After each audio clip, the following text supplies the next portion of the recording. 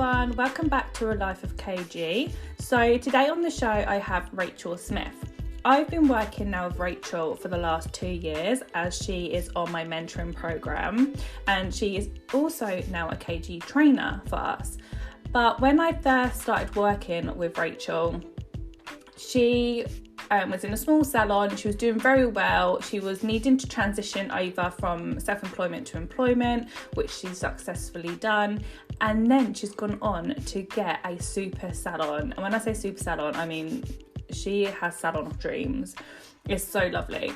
But I wanted to get her on the show to really tell and show what it's like to go from a smaller salon to a bigger salon and what struggles there are to overcome. So without further ado, here she is.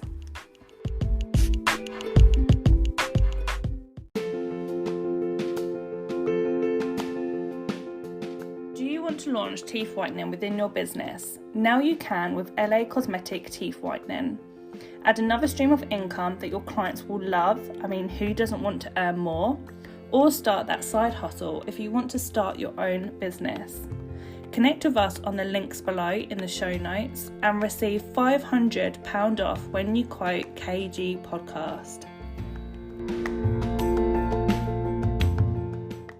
Rachel, thank you so much for coming on the Life of KG. How are you? I'm good, thank you. Thank you for having me. So excited. You're so welcome.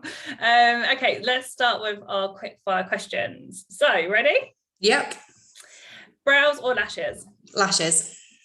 Working in the business or on the business? On the business. Movie at home or cinema? Ooh, movie at home. Really? Yeah. A podcast or a book? Podcast. Yeah, I've swung over to the podcast. Obviously, we're on a podcast now, but I used to love a book. I'm sitting in my office now and I have so many books, but I just don't have time to just sit there and breathe. That's what I do. So many books. I sit and start reading them and then I put them down and I never finish it. I've got about 3 on my side with like where I've started them and put them down. So yeah, definitely podcast all the way.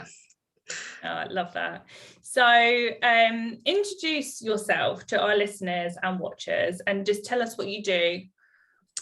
So I am a married mum of 2 beautiful girls. I've got a 9-year-old and an 11-year-old. And I have got a beauty business based in Hull, so in the north of England. I've just moved from a smaller salon to a bigger salon.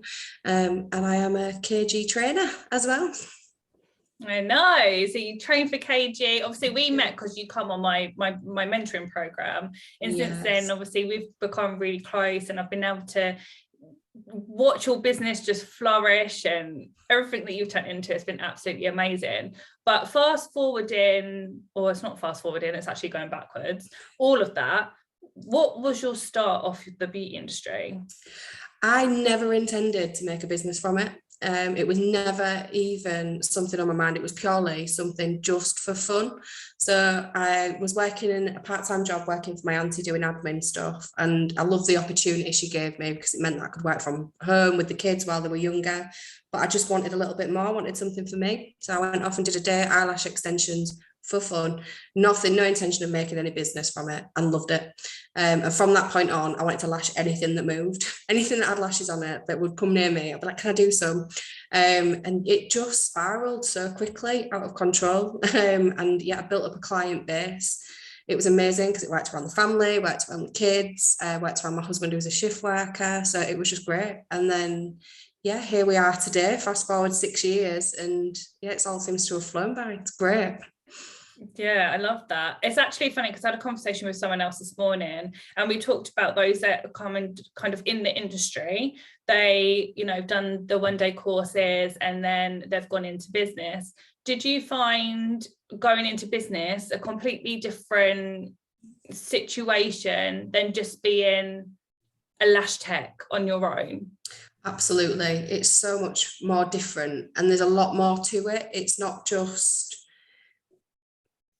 lashes. It's not just the business side of it is completely different and there's a lot more, and I do love that. I love that side of it because you're constantly learning. There's always a different avenue that it's like, well, I never knew that. I never knew this little bit about, especially as you start growing a team and you get a little bit bigger. There's so many more, like you're constantly learning and things are constantly changing as well. So it's just being just a lash artist is completely different to having a business within beauty. A different mindset, it's a different way of life, isn't it? Absolutely. Yeah, like I've gone from doing something, so in the end when I gave up my admin job, did a job that I could just work alongside the kids, alongside school hours. And don't get me wrong, it still works like that. Like I pick and choose the hours that I work, and I can, I never miss a school pickup if I don't want to. I never miss, the drop-offs, don't miss kids' plays, but I still live and breathe work. Like I'm awake most night when the kids have gone to bed. It's not a chore. I love it. I love sitting there and working. And I feel like I messaged you this morning a 4 a.m. start because I just couldn't sleep because I was so excited to do things that I just want to do it. And it doesn't ever feel like work though. But it is hard. It is hard sometimes where it's not all easy, and it's not, it's not as simple as straightforward as that. Sometimes. No, and obviously it's not easy at all. And then you also have a family, whereas lots of people that are starting out or in business or taking salons, like the salon's their baby, they don't have children, so they could put everything into it. How do you feel like, how do you balance with the children? It's being strict and creating boundaries, which I have learned from my mentoring with you, like along the way, creating. At first I didn't have any boundaries, so I'd be working every night because I wouldn't want to let clients down. But balancing that family life and creating those boundaries, making sure that, I'm home for, if I say I'm going to be home at 7, I'll be home at 7 to put you to bed, and having that cut off where, between 7 and 8, it's my time with them. So, making sure I can put them to bed every night, and, that I'm there in the morning. I take them to school every single day without fail. I don't compromise on that. And I think it is about I think it's really healthy for the girls to see as well. I love the fact that when they see me go out to work, or, when I'm working late, that I feel like I'm creating, I'm giving them ambition, I'm giving them drive. My eldest already wants to come and work. She's like, when can I come and work for you? She's only 11. So yeah, I love that, they see me doing that, and they see that, it's not just dad that, pays the bills, and, mum and dad contribute to everything equally. And I love that. Hopefully it'll lead them into a career in the future. Wouldn't it be so amazing if like the girls like end up taking on the salon and stuff? I always think that about Lola. Yeah, absolutely. I can see myself, my 11-year-old, I can see her already. Like they were in last weekend painting nails, little swatches, just sat there in their element, and it was great. And it makes me so proud and I love seeing their faces when they walk through the door, thinking like a little bit of this is theirs. Like this, won't come easy to them. Like I will make them work for it, but it's nice to know that I would love to see them working here. Nice to know that they've got a job. Yeah, definitely. I'd say it's only been like the last few months, because I've always said, oh yeah, I have a little girl, it'll be so good if one day she works in it. But then you've also got, well, they've got their own life, they might not be into beauty. No, my luck, my daughter want to be a mechanic or something. But then the last few months she's been so interested. She's only 6, but she's like, she went into the salon the other day, she was like, well, I don't have to do that because my mum's the boss and I'm the second boss. And I was like, mate, the team will leave if you talk to them like that, first of all. I had the conversation the other night with Rebecca, because she said something about doing nails straight away, and I said, they'll be sweeping floors and cleaning up and doing appointment books, making teas and coffee. She was like, but you're the boss. I'm like, yeah, I'm the boss, you're not the boss. You've got to start at the bottom and work your way up, kid. It doesn't come easy. Exactly. She was helping me with packing orders the other day, and she was getting all the lash sizes out and getting the glues out, and she was wrapping it up, and I was like, oh, we might actually prefer this side. But very, very funny. But obviously you've mentioned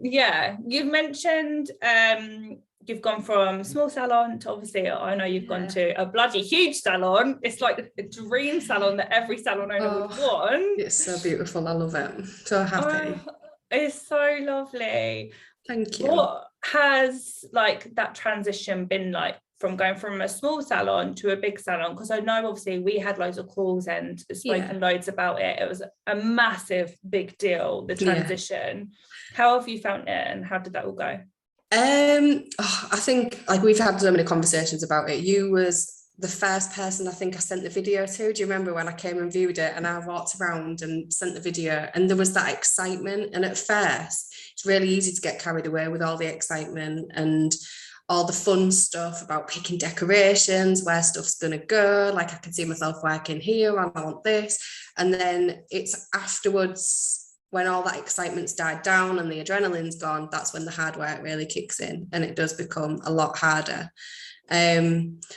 But yeah, it's exciting, and it's being able to plan, but it can be stressful. It's not all plain sailing and flowers and roses and, you know, early finishes and things. It's late nights, it's long days, it's bringing the kids in on their weekends off to come and paint the salon, and, you know, we're painting it together to get it ready, and compromising certain things like, you know, tea out on a Friday night, and we're not going out for tea tonight because we're doing this. And then there's the business side of it. Like, obviously there's more people to manage now. So it was just myself and 2 others when we started, and now there's a whole team of us. So it's not just me, it's making sure everybody else is happy and everything else is flowing. There's more clients to consider. It is a lot of work, as you know. Yeah, and obviously financially, like, it's such a different jump. Like, people think, well, I'm in my salon now and I'm doing really well and I'm taking this money and everything's covered. So I think, well, I'll go into a bigger premises. If the money's double, they don't see, well, that's going to be X amount more clients you need to take what you was just taking before home. Yeah, it is. And that side of it, I think I did a lot of number crunching before, because it's really easy to get carried away with, oh, it's beautiful and the building is beautiful, it's stunning, but you've got to get past that. You've got to not just look all the aesthetic side of it and actually look at the numbers. I remember sitting down and working out with you, like, I need to have this many people in to make it work, to make ends meet, and just to break even. I need to do this many treatments, I need to do this many hours, I'm going to have to work more to make ends meet, and to even just be on the same lifestyle and live as comfortably as we are now. And it's like starting from scratch again. I'd gone and I'd established my business in the old place and we were really successful. We did outgrow it, but now, you know, I've gone back to square one. I'm back. I feel like I'm back where I started, and it's hard again. It'd become a little bit easier, and it's hard again. It is really, really hard. Yeah, I agree. Like, either taking on a second salon or going into a bigger premises, it is that starting again, no matter how successful that first one was. Definitely, 100%. And I do feel like, and I've said it numerous times, I feel like I'm back to square one. I feel like I am where I opened the other premises 3 years before this one. So I was only there for 3 years, and in 3 years we grew massively. But I feel like I've progressed so much more, but taken a couple of steps back as well. But I think that's from speaking to other people as well. I think that's normal. And I've taken a lot of comfort in speaking to other people, having a great team around me, that I can just ring up and, you know, ask for support, people that have done it, and getting the help from them, and knowing that it is normal. And it's, you know, each thing, that every phase that I'm going through is a natural progression. And we all feel very much similar, I think. Oh gosh, I think we all definitely feel similar, whether we move location or we're in the same location for however many years. 13 years I've had my salon. We've never moved. We've had multiples, but we've never moved that salon. And, you know, we still have hard times, and, you know, staff shifting, or there's dip in take-ins, or something happens. Like, it's just business, isn't it? It's a roller coaster. Absolutely. But I think it's those hard times what get you through. And I love when you look back and you think of every obstacle that you've overcome, and at the time you think, I can't do it, I'm throwing in the towel. And then you look back 6 months later and think, oh my God, I overcame that. Like, look what I've done and look how far I've come.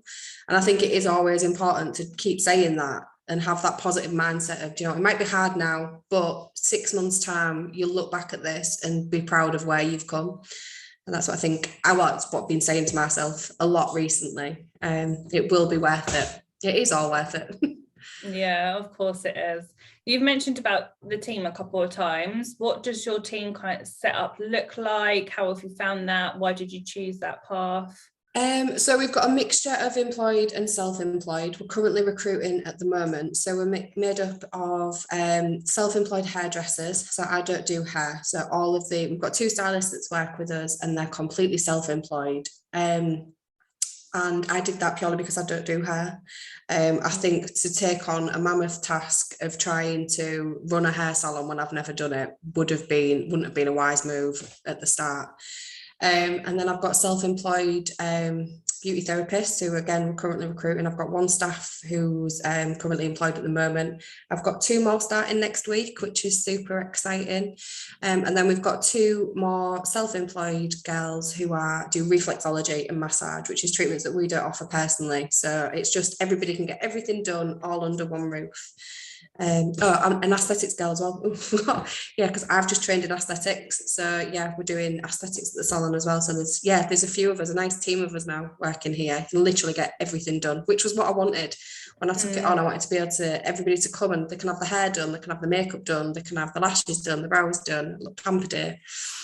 So yeah, everything, that's what it's made up of.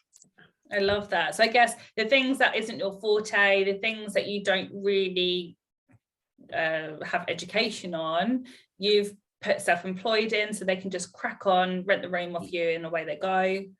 Yeah, just that.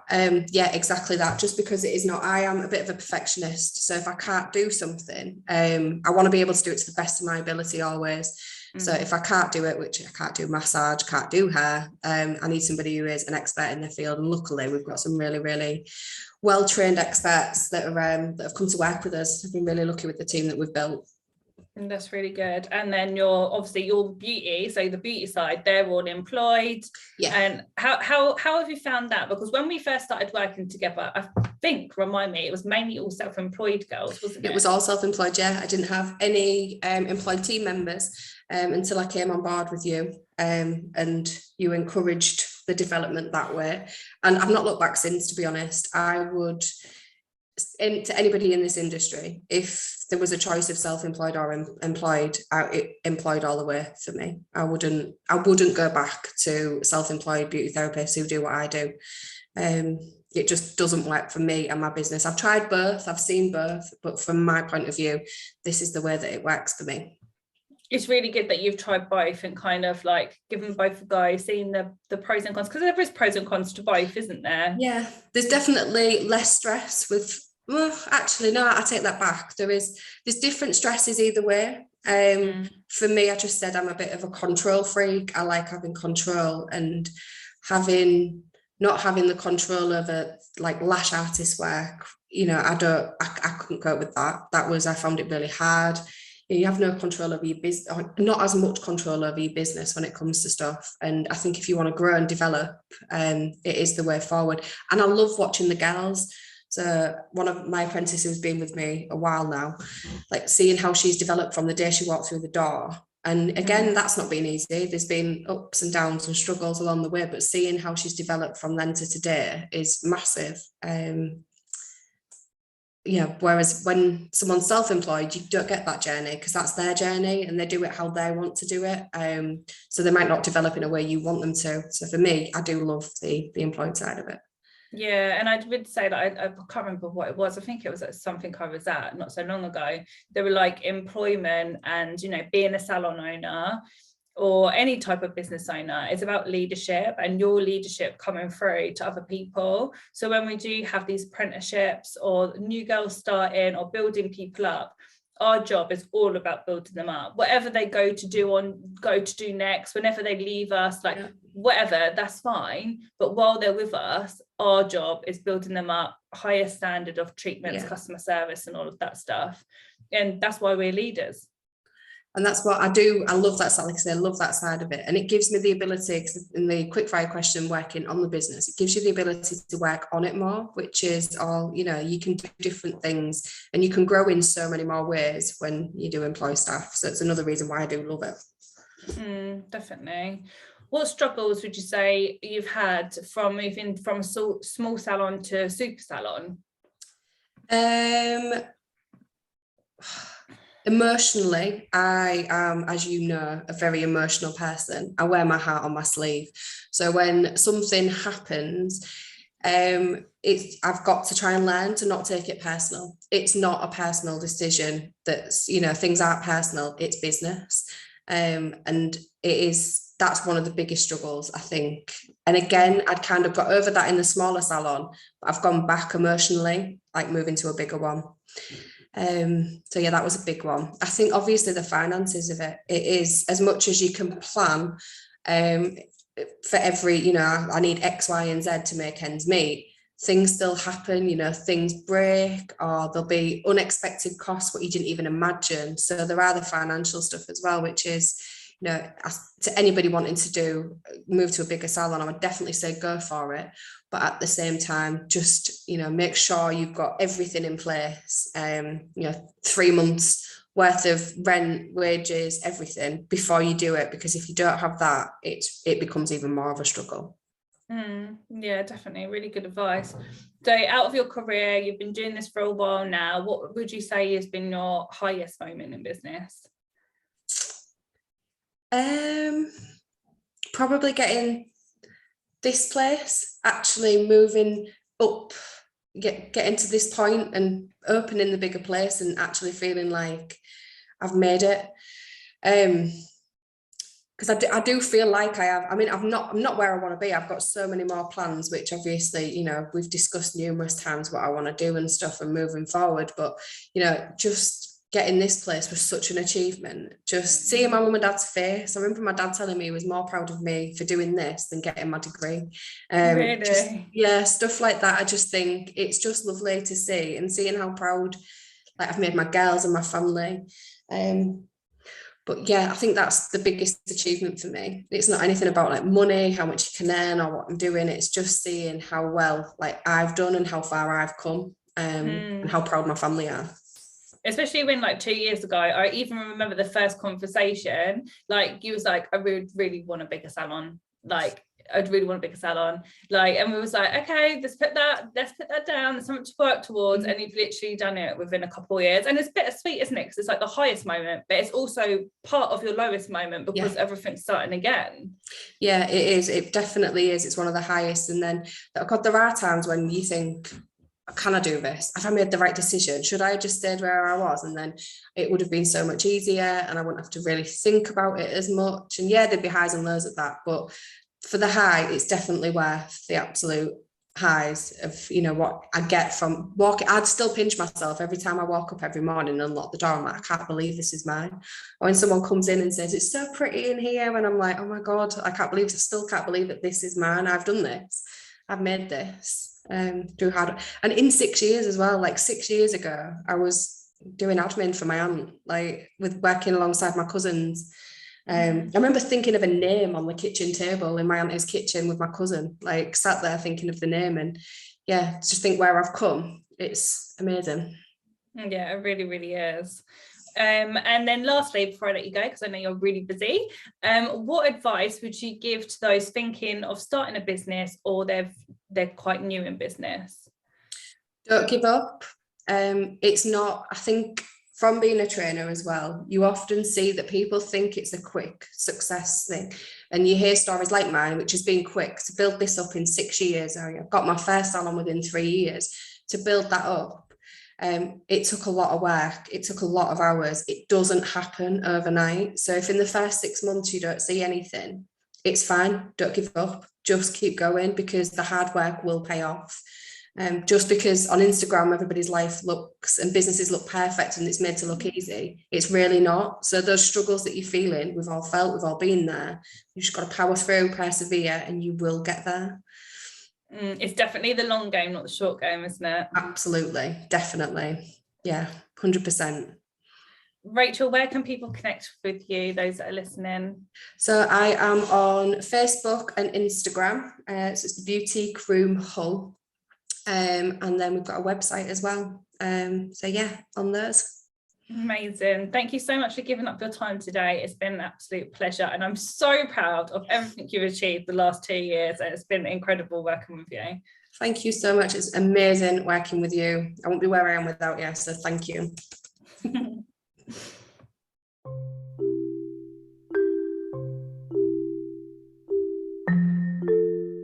Hi, I'm Sarah from T&B Skills Training. I've used the government-funded apprenticeship schemes to build all my 6 hair and beauty businesses, and in the process, I have made thousands of pounds doing it. I'm now looking for like-minded salon owners who are interested in doing the same. Everything hair, beauty, customer service, management, salon coach and assessing. If you'd like to know more, please click on the show notes and get in touch. I'm looking forward to your call.